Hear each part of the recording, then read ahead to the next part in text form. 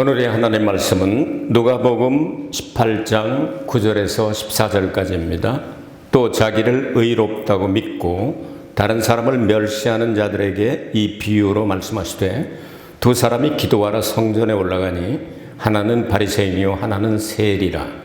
바리새인은 서서 따로 기도하여 가로되 하나님이여 나는 다른 사람들 곧 토색, 불의, 간음을 하는 자들과 같지 아니하고 이 세리와도 같지 아니함을 감사하나이다. 나는 일에 2번씩 금식하고 또 소득의 11조를 드리나이다 하고 세리는 멀리 서서 감히 눈을 들어 하늘을 우러러보지도 못하고 다만 가슴을 치며 가로되 하나님이여 불쌍히 여기시옵소서. 나는 죄인이로소이다 하였느니라. 내가 너희에게 이르노니 이 사람이 저보다 의롭다 하심을 받고 집에 내려갔느니라. 무릇 자기를 높이는 자는 낮아지고 자기를 낮추는 자는 높아지리라 하시니라. 아멘. 아주 대조적인 기도에 대해서 오늘 말씀을 증거하도록 하겠습니다. 본문 말씀 보통 바리새인과 세리의 기도라는 제목을 붙일 수 있을 것입니다. 예수님께서 공개적으로 이런 비유를 말씀하셨습니다. 이런 것들이 원인이 되어 결국은 예수님을 십자가에 못 박아 죽이기에 이르기까지 됩니다. 왜냐하면 여기 나오는 이 세리라고 하는 사람은 아주 이 죄인 취급을 받던 사람인데 그 사람이 의를 얻고 집으로 돌아가고, 그리고 바리새인, 완벽하다고 생각하는 바리새인들은 의를 얻지 못하였다 하는 내용, 이런 얘기를 하니까 뻔하지 않습니까? 그러니까 막 부글부글 끓고 결국은 예수님을 십자가에 못 박아 죽이는 그러한 일들이 됐는데, 당시에 죄인들이 여러 가지가 있는데 이제 창녀라든지 아니면 살인, 강도 이런 사람들, 그 중에 하나 또 얹은 게 뭐냐 하면은 세리였습니다. 오늘날 세리사하고는 많이 다르죠. 그 세리들은 로마의 앞잡이라고 생각을 해서 매국노다 그렇게 얘기를 했습니다. 친미파냐, 친일파냐, 친중파냐 막 이런 식으로 막 뒤집어쓰면 프레임을 만들어서, 더구나 또 그런 일도 많이 했습니다. 역사를 공부를 해보면요, 당시에 로마에 세금을 낼 것을 미리 자기가 돈 있는 그 세리가 내고 그리고 20배까지 해먹었습니다. 20배. 그러니까 엄청난 거잖아요. 2배 해먹어도 큰 건데 토색한 그런 일들이 20배까지 해먹었으니까 굉장한 그런 일이죠. 그러니까 매국노에다가 부정축제자의 대명사로, 그래서 드러나지 않아서 그렇지 부정축제하는 사람들도 세상에 많이 있지 않습니까? 우리는 1억을 만져보지도 못하는데 그냥 100억 단위, 뭐 1000억 단위, 조 단위로 그냥 왔다 갔다 지금 요즘 막 드러나고 이런 거 그렇게 나타나고 있지 않습니까? 자, 이런 상황 가운데서 예수님께서 왜 이런 비유를 말씀하셨는가를 뭐 여러 가지로 생각을 할 수가 있는데, 저도 몇 가지 생각해 봤는데요. 한 서너 가지를 또 생각해서 여러분과 함께 나누기를 원합니다. 첫 번째로 변화와 성장의 여지가 없기 때문에 이 바리새인을 향하여 예수님께서 이렇게 말씀하지 않는가. 바리새인들은 성경을, 율법을 암송합니다. 성경을 요즘 말하면 100독을 했다, 1000독을 했다 하는 이런 사람들이 될 수가 있죠. 성경을 뭐 암송을 하니까 더 이상 안 외워도 되잖아요. 암송이 다 끝났으니까. 또 읽지 않아도 될 만큼 거의 완전하게 성경을 다 그냥 줄거리뿐만 아니라, 저도 여러 번 읽었는데 이제 줄거리는 대략 잡히는데 다 암송 못 하거든요. 근데 이걸 다 암송할 수 있고, 종교적으로 그렇죠. 도덕적으로 보면 이 사람들은 율법에 매여 있기 때문에 율법대로 행하려고 애를 쓰기 때문에 살인, 강도 짓을 한다든가 뭐 이런 일들을 안 하지 않습니까? 그러니까 자기네들이 생각해도 사람들에게 존경을 받고 여러 가지로 이 정도면 됐지 하고 여기 스스로 자기들이 생각했다고 나오지 않습니까? 그러니까 다른 말로 하면 변화도 필요 없고 성장도 필요 없고 요 모양 요 꼴로 좋다 하는 것이죠. 근데 예수님께서 그걸 지적하시는 거죠. 성경은 우리가 예수님을 닮을 때까지, 예수님의 그 믿음의 분량까지, 예수님의 그 영광을 완전히 회복할 때까지 계속 성장하라고 말씀하시죠. 성경은 그렇게 말씀합니다. 근데 이 사람들은 성장도 필요 없고 변화도 필요 없고 다 됐으니까 이 정도 해도 보통 사람들하고 레벨이 완전히 구름 위에 있는 사람하고 구름 밑에 있는 사람하고 다르니까 괜찮다. 이런 생각을 가지고 있었던 것이 아닌가. 그죠? 더 이상 성장 안 하고 더 이상 변화 안 해도 뭐 어딜 가더라도 윗자리에 앉을 수 있고 어딜 가더라도 선생님 소리 들을 수 있고 어딜 가더라도 인정을 받을 수 있는 그런 포지션에 올라갔으니까 이 사람들은 이 더 이상 변화가 필요 없는 그런 사람들을 생각을 했는데, 근데 우리는 성경에서 가리키는 성경 개약이잖아요. 오래된 개약과 새로운 개약. 오래된 개약을 한마디로 말하면 하나님께서 택한 백성들을 반드시 광야를 통과시켰습니다. 그 광야에서 배울 것이 있습니다. 그래서 이스라엘 백성들에게도 십계명을 주신 것이 애굽 땅이 아니라 이 광야가 있는 이 시내산에서 주시지 않습니까? 그리고 시내산에서 그 십계명을 받아가지고 광야 생활 40년 하면서 모든 것들을 다 배우게 됩니다. 구름 기둥과 불 기둥, 말씀과 성령 인도함을 받는 거죠. 전쟁할 때는 예수님을 앞장서서 해야 되죠. 뭐 이런 거 다 배우고 모세처럼 다 끝까지 다 살아다가 마지막에 한번 또 성질을 내가지고 이렇게 젖과 꿀이는 약속의 땅에 못 들어간 여러 가지 교훈을 통해서 이 광야의 체험, 이것을 구약을 한마디로 말하면 광야에서 배우는 학교.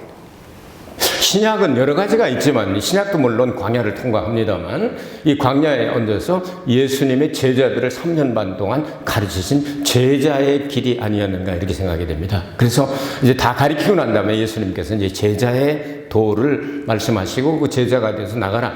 제자는 뭐냐면 십자가를 지고 자기를 부인하고 그리고 이제 십자가를 지고 사실은 순교하라가는 그 내용이 들어있죠. 땅끝까지 내 증인 되라, 내 순교자가 되라 하는 말씀이죠.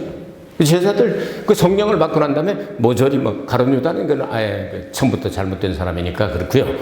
나머지 제자들은 모두가 다 순교하고 요한계시록을 기록하는 그 목적 때문에 마지막까지 한 사람만 자연사도 아니고 90세에서 95세까지 되는데 그때도 뭐 기름물에 튀겨서 뭐 세상을 떠나게 했다 뭐 전설이 있고 그렇습니다.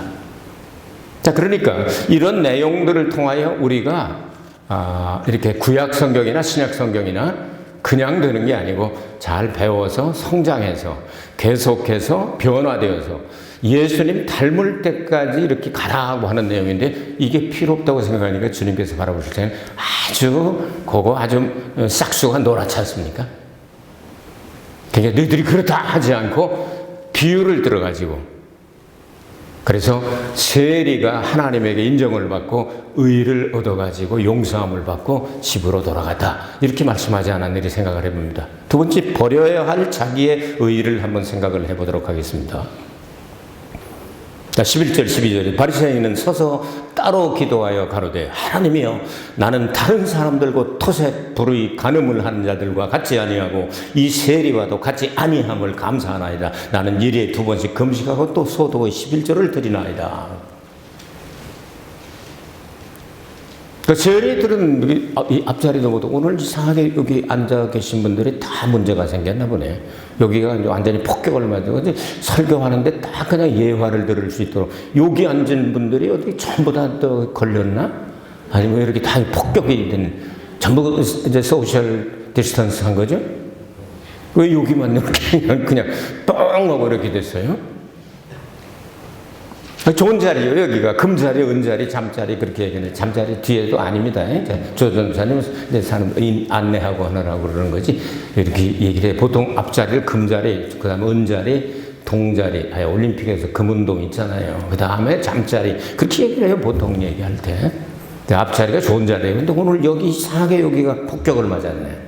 여기 가운데 앉는 그분들이 대략 앉는 자리에 제가 알기 쉽게 이렇게 보면은 되게 앉는 자리에 앉으시거든요. 근데 이쪽만 이제 전멸이네. 이상하게.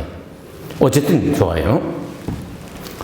아주 기도를 하는데 정말 한마디로 말하면 이게 무슨 기도라고 그럴까요? 안 했다는 게 많잖아요. 그러니까 말하자면 부정적인 것을 많이 얘기를 해요. 이걸 이제 음성 양성 할 때 파지티브, 네거티브 그러잖아요. 네거티브란 말이에요. 안 했어. 바람도 안 폈고 강도도 안 했고 토색질도 안 했고 이것도 안 했고 저것도 안 했고 저것도 안 했고 그러니까 이건 뭐 계속 다 안 한 거니까 네거티브니까 뭐 남을 게 없네요. 아무것도 안 했으니까 빵이네 빵. 아무것도 안 했으니까 마이너스네 마이너스.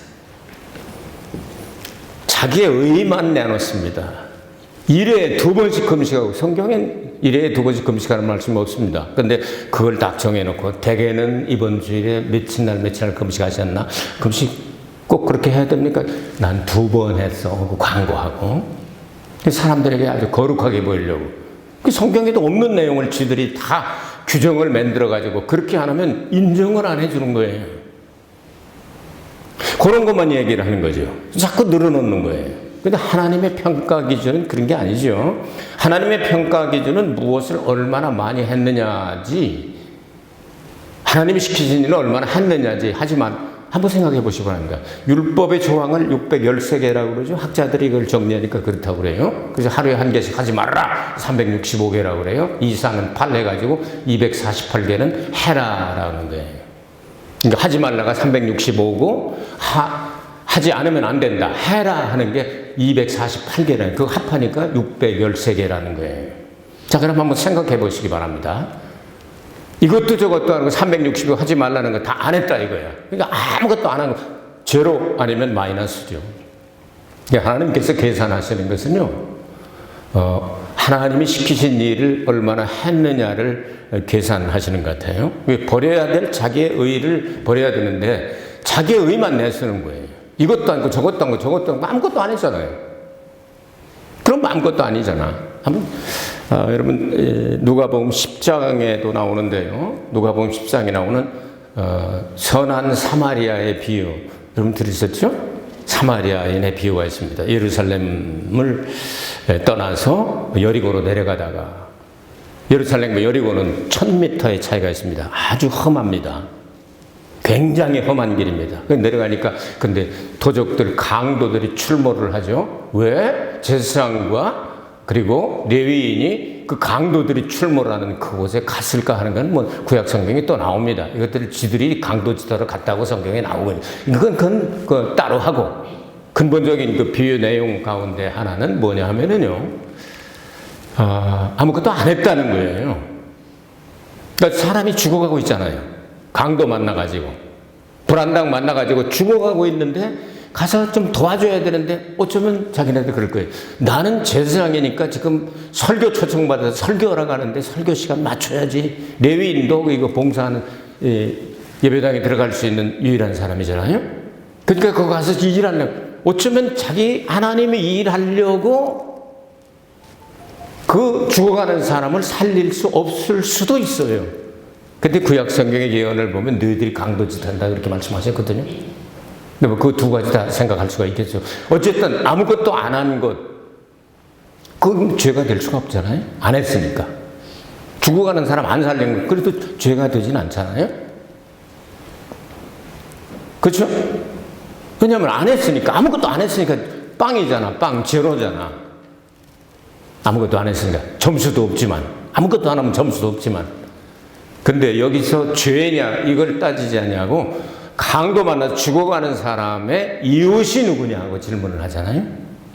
그때 사마리아 사람, 저들이 아주 무시하고 상종도 안 하고 아주 나쁜 사람이라고 생각하고 혼혈적으로 이 사람 취급도 않고 동물 취급을 하는 사마리아 사람이 그 사람을 이렇게 잘 돌봐주었다. 근데 하나님께서는 그가 출신이 뭐냐, 사람들에게 무시를 당하느냐 아니면 사회적인 지위가 레벨이 어떠냐 이걸 따지지 않고 이 강도 만나서 죽어가는 사람의 이웃이 되어줬다 했다 이거죠. 이건 파지티브예요. 플러스예요. 여기는 한 것 때문에 인정을 받은 거 아니겠어요? 이런 내용들을 우리가 생각하게 될 때 여기서 나오는 이 바리새인 그 사람 자기의 의를 버려야 되지 않겠나. 이 부분을 예수님께서 강조하시지 않았나? 이렇게 한번 생각을 해봤습니다.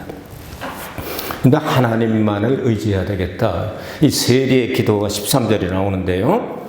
세리는 멀리 서서 감히 눈을 들어 하늘을 우러러 보지도 못하고 다만 또한 가슴을 치며 가로되 하나님이여 불쌍히 여기옵소서 나는 죄인으로소이다 하느니라. 나를 내가 죄인이라고 깨달으면 봐달라고 해야 되잖아요. 긍휼히 여겨달라고 해야 되잖아요. 자기의 의를 버린 자는 하나님만을 의지하게 되어 있습니다. 그리고 겸손하게 되어 있습니다. 하나님이 도와주시지 않으면 살 길이 없사오니 나를 도와주옵소서. 긍휼히 여겨주옵소서. 지금까지 일어났던 모든 것들을 다 잃어버리고 현 상황에서 하나님의 도우심이 필요합니다. 바울이 얘기했던 것처럼 내가 뒤의 것은 잊어버리고 앞의 것을 향하여 목표를 향하여 고를 향하여 난 전진할 것뿐이다. 나는 매일 죽는다. 하루에 한 번씩 이렇게 바꾸는 것. 그게 바꿔지는 것을 이제 초기화하는 것을 영어로 reset이라고 그러죠. reset. 언젠가는 이제 Great Reset에 대해서 여러분에게 말씀을 드리겠습니다. 성경에는 Great Reset 3번 나옵니다. 이제 세상 사람들이 인위적으로 Great Reset을 한다고 그래요. 그래서 지금이 최고의 적기라고 얘기를 하고 있죠. 왜냐하면 2, 3년 동안 이 코로나로 해서 싹 다 잡아놨으니까 이젠 모든 걸 자기 원하는 대로. 그 유엔이 2015년부터 발표한 내용들이 2030년까지 세계를 다 리셋하겠다 하는 게 그들의 목표죠. 그리고 이 세상에 자기네들이 원하는 유토피아를 건설하는 게 2035년에서 2055년까지 끝내겠다. 이렇게 얘기를 하고 있잖아요. 그걸 위해서는 이제 뭐 4차 산업혁명이 일어나죠. AI 시대죠. AI 시대. Artificial, 뭐라고 그러나요? Intelligence라고 그러나요? AI. 로봇 같은 거, 혁명에는. 그럼 이제 초고속 인터넷이 뜨지 않으면 되지 않는 거죠. 그거 그래서 이제 막 해놓고 리셋이라고 하면 초기화시키면 다 없애버리고. 언젠가는 그 설교 한번 하겠습니다. 성경은 그렇게 안 되죠. 예수님이 오셔야 천년왕국에서 리셋합니다. 아시겠습니까? 사람의 힘으로 안 됩니다. 근데 사람들이 리셋을 해놔야 예수님 오시는 거예요. 저 그리스도 나타나야 예수님 재림하실 거 아니에요. 우리 그런 시대에 살고 있습니다. 그래서 저는 설교를 수만 번 했습니다. 그렇기 때문에 이 설교를 하라 그러면 갑자기 부탁을 받아도 이 성경 줄거리를 알고 있지 않습니까? 그렇기 때문에 할 수 있지만 설교 한 번 할 때마다 그냥 꼭 설교가 올라올 때까지 전전하고 긍긍합니다.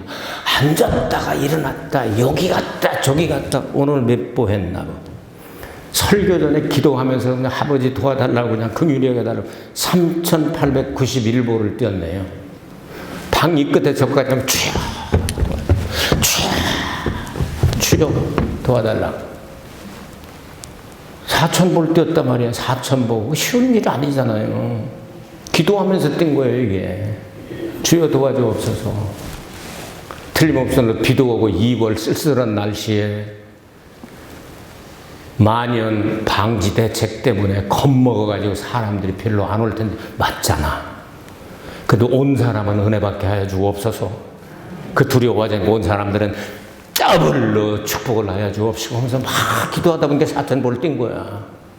어저께는 제가 13,000보를 걸었거든요. 근데 12시 지나면서 딱 제로로 리셋이 돼요. 이 만무게가.